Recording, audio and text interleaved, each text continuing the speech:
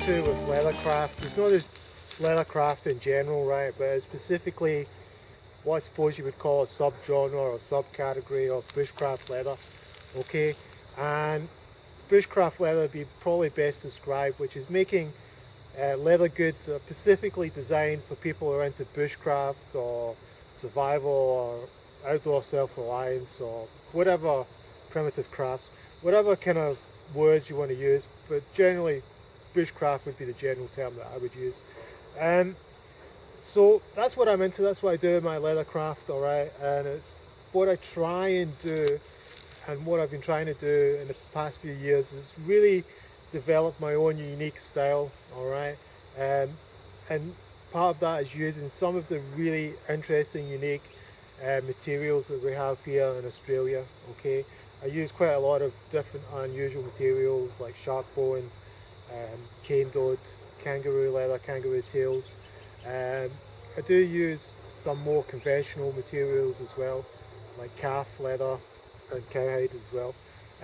But I'm trying to develop my own leathercraft and have my own uniqueness and my own style that's specific to this part of the world that I'm in at the moment. Alright, that's as close as I've come to explaining it to somebody else. It's one of these things where it makes a lot of sense in your head and you try and express it to a camera like this on a log, and it doesn't really fully explain everything, but that's as close as I've come. This is a big pouch, okay, just to give you the idea of the size. Okay, that's a 1945 US Army canteen, alright, which is one of my favourite pieces of vintage gear.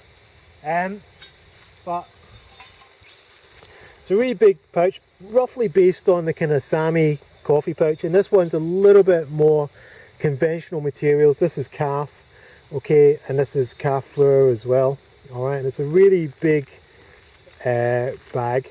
Now the word coffee pouch confuses a lot of people and they think you just use it for coffee, alright.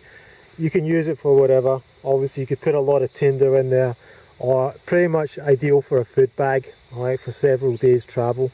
Alright, you could get, you know, a few days of worth of food in there for sure. What I love about this pouch, right, is just this leather, and this is calf leather, okay, alright, and this has actually got quite a lot of flaws in it, alright, if you see here, these lines here, this is put here deliberately, alright. To a lot of people, these kind of things would be flaws, and you would try and, you know, when you cut it out, you would try and leave them out, but to me, they're very much part of the character of leather, alright, and I always leave these things. This is a similar sort of idea, again, coffee pouch, but this one is made from kangaroo, alright, and I do like making these from kangaroo, okay, and I'll explain it a little bit. It's a little bit sort of a juxtaposition or an irony or something like that, whatever the word is, because this is traditionally you know, something that comes from Scandinavia, right, and here I am in Australia, I'm using that kind of traditional design but doing it with kangaroo, so it's kind of like, it's a little bit of a kind of tongue-in-cheek joke type thing. The pouch itself, this is kangaroo leather, it's thinner than the calf, again it's really nice leather, really strong.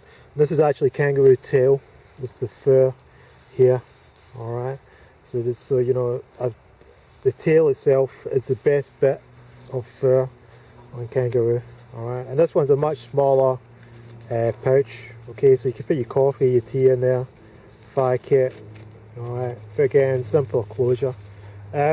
With this style of pouch, I like to just do a little tab like that, okay, I think it sits better and looks better than a drawstring type arrangement, alright, really love this pouch, I want to keep this one for myself, it's a beauty.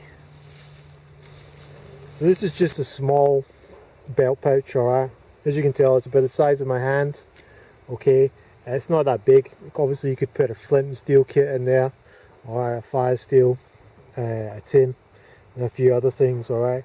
And this is really just an attempt to make something that's uniquely Australian, okay, and something that's just kind of unique to Australian bushcraft really. So it's quite unusual materials, right, so this bit here at the top, that's the closure system. Okay, that's cane toad, alright, which is a feral animal, okay, that's introduced to Australia.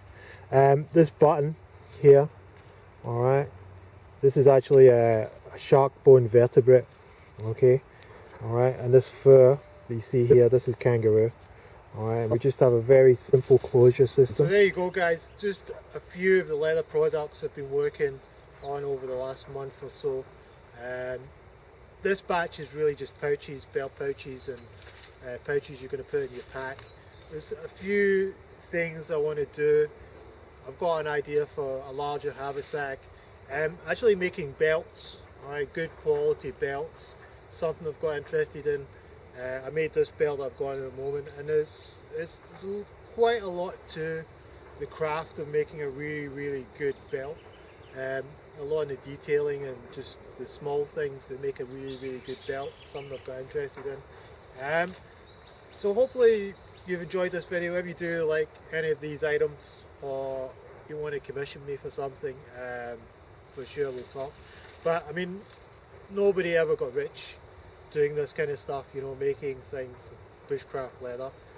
It's almost impossible to make enough stuff to make a living out of it. It's always just a little bit of a sideline, do you know what I mean? And something I really do because I enjoy doing it, alright, and I enjoy the craft, alright, and I enjoy the feedback from people who've got stuff from me, alright. That's the main reason I do it, not because of any kind of financial gain, alright. Like I say, I don't think many people got rich doing bushcraft leather. But I won't waffle on too much. The flies are all over me today. Hope you enjoyed having a quick look at these things that I've made, and I'll catch you next time. Hope you enjoyed the video.